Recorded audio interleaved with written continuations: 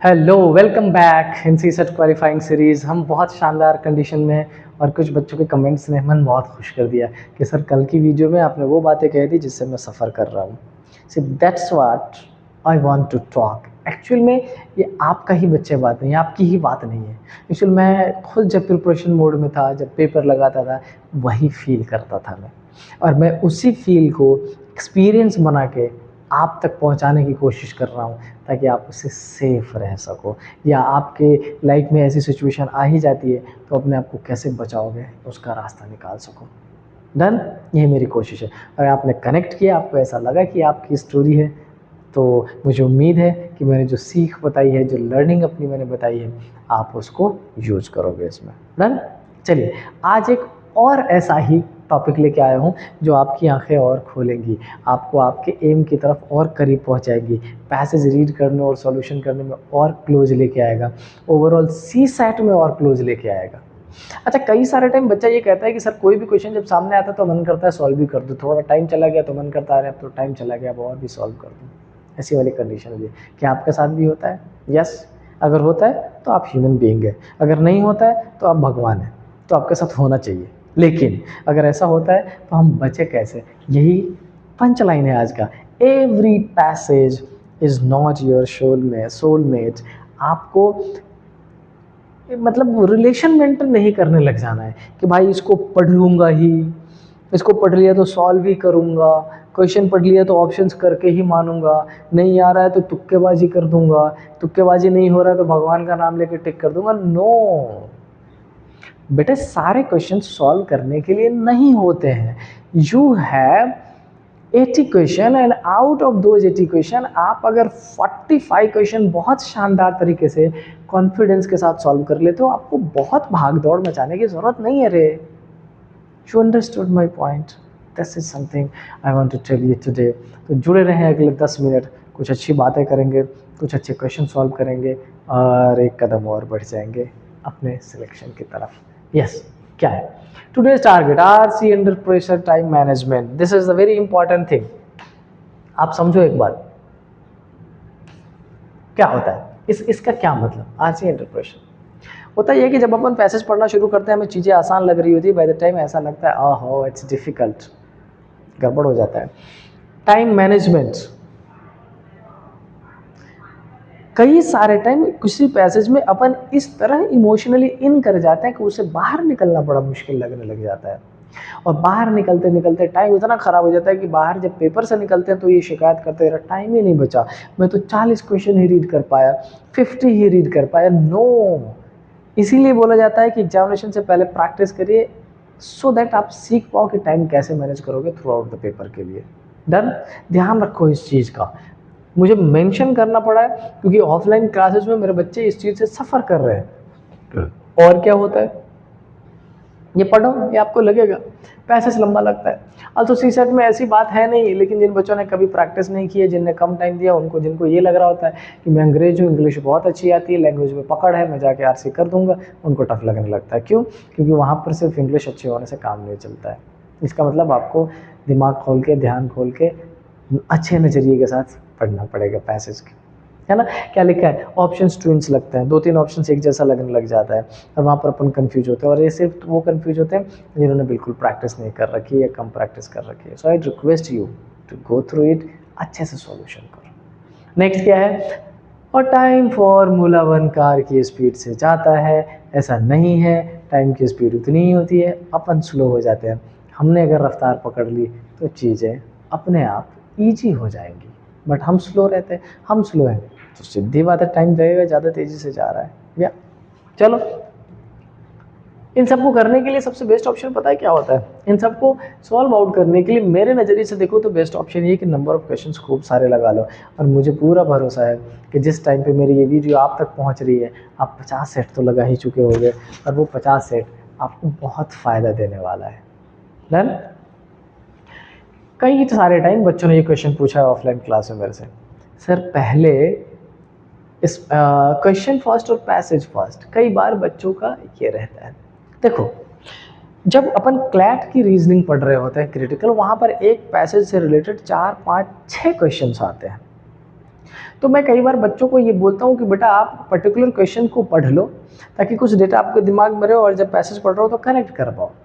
या मैं कई बार ये भी कहता हूँ कि बेटा पैसेज पढ़ते टाइम जो मेन और इंपॉर्टेंट लाइंस या वर्ड्स लिख रहे हो उसको अंडरलाइन कर लो या उसको लिख लो ताकि आप आसानी से कर पाओ।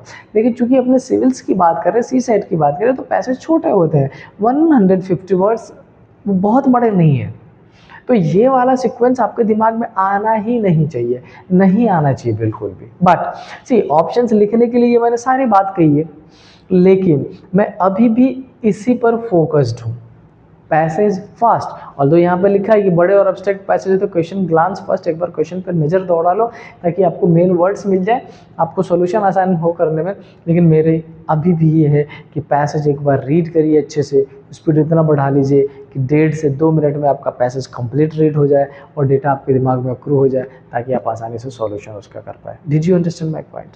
समझ आई बात? ये करने की ज़रूरत है, ठीक है। तो बहुत ज़्यादा इधर उधर भाग दौड़ मचाने की जरूरत नहीं, आप कर लोगे, आई नो। जस्ट वो the thing which is important कि आपने प्रैक्टिस कितनी की, everything goes on that only, right. तो ये सब कन्फ्यूजन में मत पड़ो। चलो अब मैं आपको लेके चलता हूँ क्वेश्चन पे। बातें हमने बहुत कर ली, क्वेश्चन पढ़ रहे हैं। क्वेश्चन में क्या है? The increase use of social media. भी पिछले वाले लेक्चर में हमने एआई की बात करी थी, यहाँ पर सोशल मीडिया का है change the way people communicate, बिल्कुल सही। एंड कंज्यूम इंफॉर्मेशन, बिल्कुल सही। सोशल मीडिया पे जो धाई चल रहा होता है, YouTube reels, Instagram shorts, Facebook, news, पता नहीं क्या क्या, जो मिलेगा वो पढ़ोगे, वो कंज्यूम करोगे। बहुत कम लोग होते हैं जो उस दिए गए कचरे में से वो निकाल पाते हैं जो इम्पॉर्टेंट है। तो हमारा कम्युनिकेट करने का तरीका, कंज्यूम करने का तरीका वही है जो हमें मिल रहा है। अब क्या लिखा है? It allows individuals to connect instantly and share idea globally, that is the very correct thing. और इसी का तो नेगेटिविटी फैल रहा है। आप कनेक्ट कर सकते हो इंस्टेंटली कहीं भी दुनिया में, कहीं आपने यूट्यूब पर डाल दिया, हर जगह दिख रहा है, जहाँ सर्च किए जाओगे वहाँ दिखोगे आप, that is something very correct. However आ गया भाई साहब फूफा जी, ये हाउएवर वैसे फूफा जी है जो किसी भी इंफॉर्मेशन में वो तड़का लगा देता है कि देखो तुम ये कह तो रहे, मैं मान तो रहा हूँ, लेकिन ये भी तो पॉसिबल है, that is something okay. Concerns regarding misinformation, privacy and mental health have also grown. Hello, yes, this is something. किसका? रिगार्डिंग मिस है भाई, गलत इन्फॉर्मेशन बहुत फैलाई जा रही है, that is very correct. Privacy की information, yes. Mental health, of course it is there, right. Studies suggest that excessive use of social media may lead to reduced attention span and increased anxiety among users. That is very correct, very correct, very correct. जिस तरह की information वैसा माहौल, ज़्यादा देखोगे फंसोगे, mentally ख़राब हालत में पहुंचोगे, एंग्जाइटी होगी, टेंशन होगा। At the same time social media platforms have become important tools for education and that is what we are using। जो हम कर रहे हैं सोशल मीडिया के थ्रू, यूट्यूब के थ्रू, मैं पढ़ा पा रहा हूँ, आप पढ़ पा रहे हो, आपके कमेंट्स पढ़ता हूँ, डाउट करता हूँ।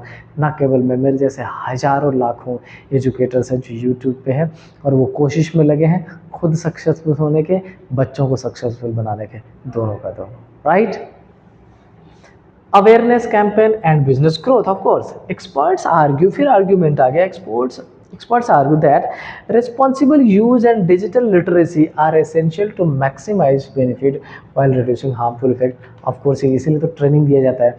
किसी भी चीज़ के बारे में अगर डिटेल में आपको इन्फॉर्मेशन हो कि किस लेवल तक यूज़ करना है, कहाँ नहीं करना है, कब करना है, तो आप चीज़ों को बहुत अच्छे से एनालाइज कर सकते हो, समझ सकते हो।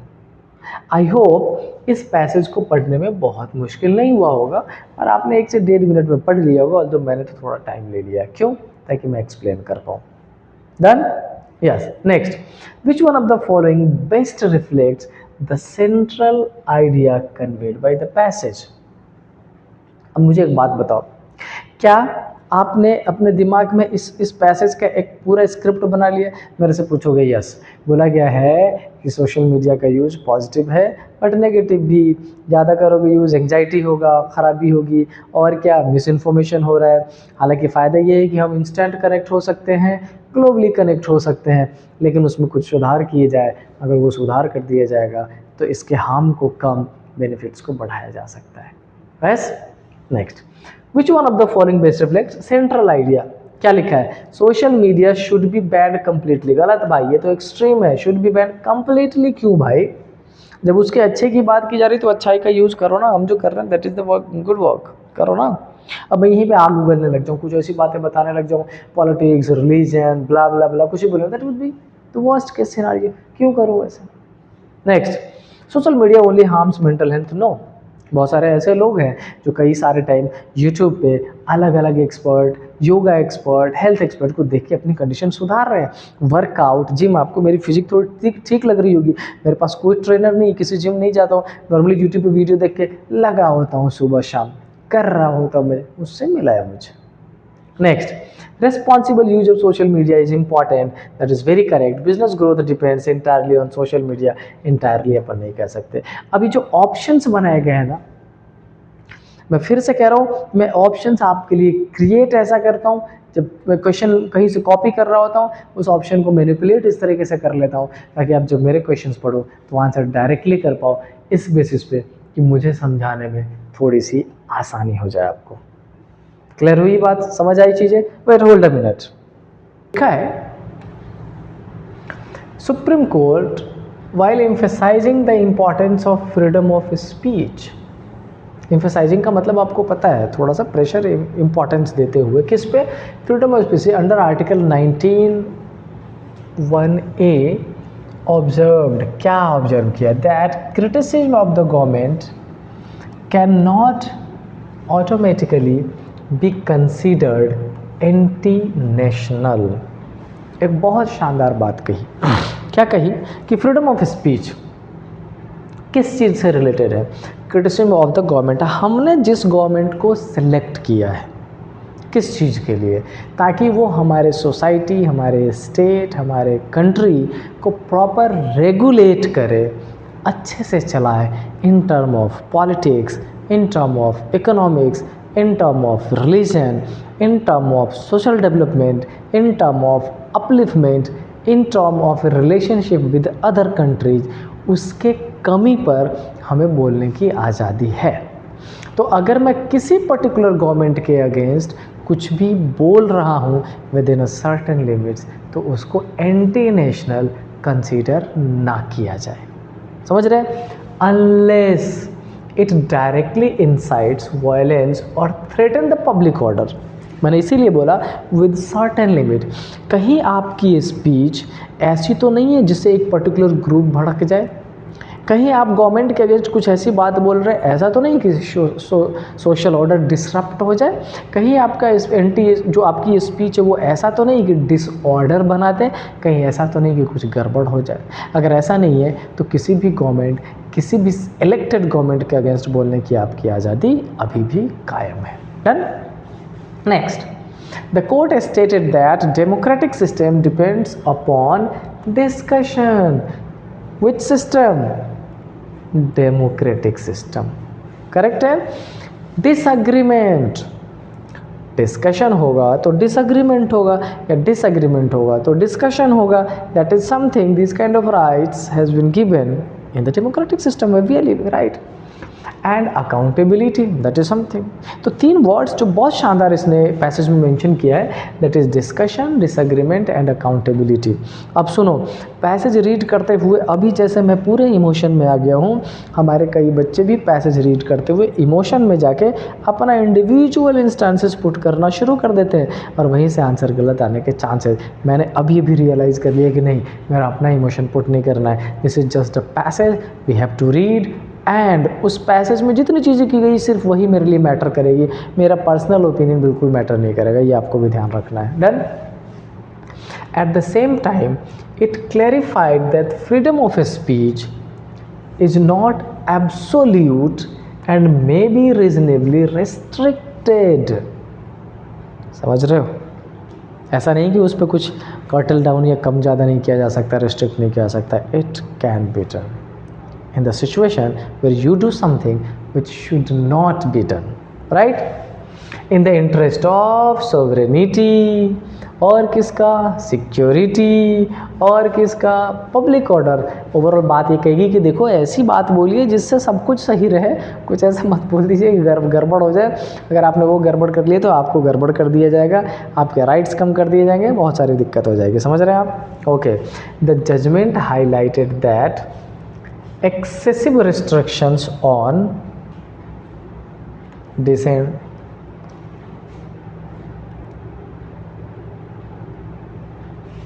excessive restriction on dissent may weaken democratic value।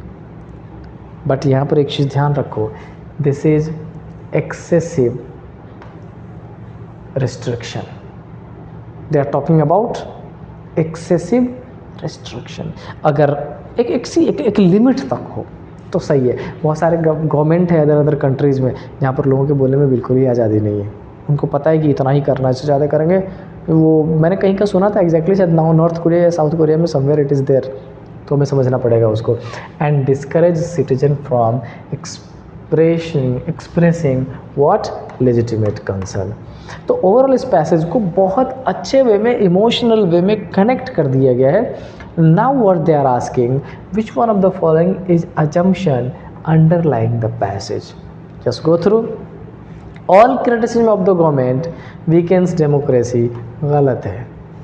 दो तरह से कह रहा हूँ, एक तो ऑल लिख दिया है, नहीं, देर आर सर्टन लिमिट, कुछ डिफरेंट अलग अलग चीज़ें जो वीकेंड नहीं करता है। Next, democratic societies require a space for lawful dissent and discussion, इसके बारे में बाद में चर्चा करेंगे। Next, freedom of speech should never have restriction, गलत, should never have. National security concerns are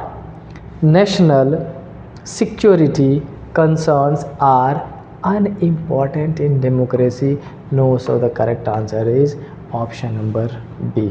यही होना चाहिए। बच्चे को जो दिक्कत थी वो ऑप्शंस में नहीं थी, वो थी पैसेज समझना। करेक्ट है? तो मुझे ऐसा लगता है कि आपका ये क्लियर हो गया होगा, बहुत मुश्किल नहीं था। नेक्स्ट पे चलते हैं। यस, अच्छा, ये फिर से सुप्रीम कोर्ट से रिलेटेड ही है। भाई साहब, तुमने क्वेश्चन तो पूरा लॉ ही उतार दिया है। चलो एक और ट्राई कर लेते हैं आपके लिए, ओपन कर ही रहे हैं तो पढ़ ही लेते हैं। क्या लिखा है? इन अ जजमेंट कंसर्निंग इन्वायरमेंटल प्रोटेक्शन, अच्छा इस बार इन्वायरमेंटल प्रोटेक्शन की बात की गई है। Supreme court observe that economic development and environmental sustainability must co, yes that is very correct, must coexist. आपको ध्यान में रखना पड़ेगा कि क्या ऐसा काम करोगे जिससे डेवलपमेंट भी बराबर हो, लेकिन ये जो इन्वायरमेंटल सस्टेनेबिलिटी वो बनी रहे। पता चले आप पहाड़ पर्वत को काट के हटा दिए डेवलपमेंट के नाम पे, गड़बड़ हो गया। ऐसा करने से नुकसान होगा आपका भी, लोगों का भी, देश का भी, इन्वायरमेंट का भी, वार्मिंग बढ़ जाएगा, बहुत सारी चीज़। और मैंने इस चीज़ में एक बड़ी चीज़ छोड़ दी, एनिमल्स का, जो टोटली डिपेंडेंट है, जो आपकी तरह दिमाग नहीं रखते हैं खाना बनाने, खाने पकाने का। समझ रहे हैं? क्या लिखा है?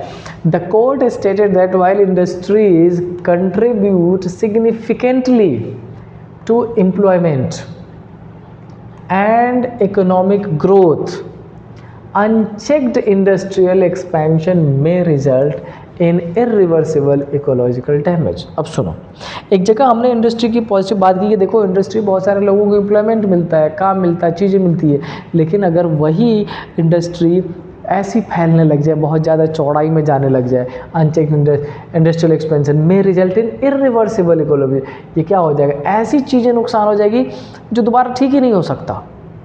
क्या लिखा है? Stressing the principle of sustainable development the court directed authorities, क्या बोला कोर्ट ने, किस चीज़ से related? Sustainable development. Ensure environmental clearances are granted only after scientific assessment, but that scientific assessment should not be paid, and public consultation. बहुत समझने की चीज़ है, मुश्किल नहीं है बट आसान भी नहीं कर सकते हो आप। It further emphasised that environmental protection is not merely the responsibility of a state but also of citizen and private organisation, that is very correct thing. तो पैसेज तो बेटा आपने जो भेजा है वो बहुत शानदार है। ओवरऑल बात मैं आपको ये कहना चाहता हूँ कि इसमें ये बोला गया है कि डेवलपमेंट और इन्वायरमेंट दोनों साथ चलेंगे। हमें जो इंडस्ट्री नौकरी देती है वो इंडस्ट्री इस लेवल पे काम गड़बड़ ना करने लग जाए कि हमारा इन्वायरमेंट और हमारे डेवलपमेंट के लिए जो चीज़ें की गई है वो उनका साथ चलना मुश्किल हो जाए। तो हमें इस चीज़ को सुधार करना है और उसमें न केवल किसी पर्टिकुलर गवर्नमेंट बल्कि नॉर्मल लोग और उस ऑर्गेनाइजेशन का भी बहुत बड़ा से होना चाहिए। तो आई होप आपको पैसेज समझने में दिक्कत नहीं होनी चाहिए, बहुत मुश्किल नहीं है। Now let's go to this question. What one of the following can be inferred? अच्छा, क्या इन्फर किया जा सकता है from the passage? It means already given but hidden, you have to find out, right. Economic development should always be stopped to protect the environment. नहीं कर सकते, बहुत ही ज़्यादा एक्सट्रीम ऑप्शंस है, फॉलो नहीं कर सकते इसका। Economic development should always be stopped to protect the environment, गलत हो जाएगा रे, गलत हो जाएगा। हम किसी भी इकोनॉमिक डेवलपमेंट को कैसे रोक देंगे? Next, environmental concern must be considered alongside economic growth, इसको बाद में डिस्कस करेंगे। Next, industries are solely responsible for environmental degradation. No, this is not the only reason. Although see, industries से smoke निकलता है, कचरा निकलता है, और क्या क्या दो चार और चीज़ें हैं जिसकी वजह से सॉयल का हो जाता है, वाटर का हो जाता है, एयर का हो जाता है, साउंड पोल्यूशन हो जाता है, but this is not the only reason, there are an number of different reasons also. Next, public participation is unnecessary in where, कैसे कह सकते हैं इसमें? So the correct wait so the correct answer is option number B, environmental concern must be considered alongside economic growth. समझ आई बात? तो मुझे लगता है कि इन दोनों पैसेज को पढ़ने के बाद आपको ये समझ आने लग गया होगा कि जो पैसेज में दी गई इन्फॉर्मेशन है, अगर आप उसको सही से रीड कर लेते हैं, सही से समझ लेते हैं, तो बाकी चीज़ें इतनी मुश्किल नहीं होती है, अपन कर सकते हैं इजीली। करेक्ट है? अब मेरी बात सुनो, मैं नेक्स्ट जो 3rd 4 क्वेश्चन इस पीपीटी में मैंने शामिल किए हैं वो ये रहा, आप इसको रीड कर लो। This is also based on the decision of supreme court. आप इसका स्क्रीनशॉट ले लो, अगर आपको लगे क्वेश्चन सॉल्व करना है तो सॉल्व करके आप मुझे आंसर कर देना, नहीं तो बाकी जिन बच्चों का ये डाउट है मैं नेक्स्ट वीडियो में इसको शामिल करूँगा। This one is and the next one is this one, आप उसको मेंशन कर लीजिए और मुझे शेयर करिएगा आंसर, राइट। अब सुनो, आज की इस क्लास के बाद कल 2 सेशन और होगा। उस सेशन में मैं बहुत ही डिफरेंट टॉपिक पे बात करने वाला हूँ, बहुत different. This is not related to your CSAT, not related to their general study, not related to logical reasoning, not related to RC, but ये ऐसी चीज़ों से रिलेटेड है जो आपकी आंखें खोलेगी, आपको पेपर सही से अटेम्प्ट करने में हेल्प करेगी, राइट। तो उम्मीद करते हैं कि अभी तक चीज़ें ठीक लगी होंगी, लेकिन अगला 2 लेक्चर आपके लिए बहुत इंपॉर्टेंट होने वाला है। आप कहीं से भी पढ़ रहे हो, कुछ भी पढ़ रहे हो, जरूर ज्वाइन करना। We will prepare like that कि आपको एग्जामिनेशन में जब जाए तो मेंटल स्टेटस एकदम क्लियर करके जाए। ये मैं चाहता हूँ आपसे, करना चाहता हूँ आपके लिए। डन? इसी पॉजिटिव थिंग्स, पॉजिटिव बातों के साथ मिलते हैं नेक्स्ट क्लास में। Till then stay happy. जय हिंद।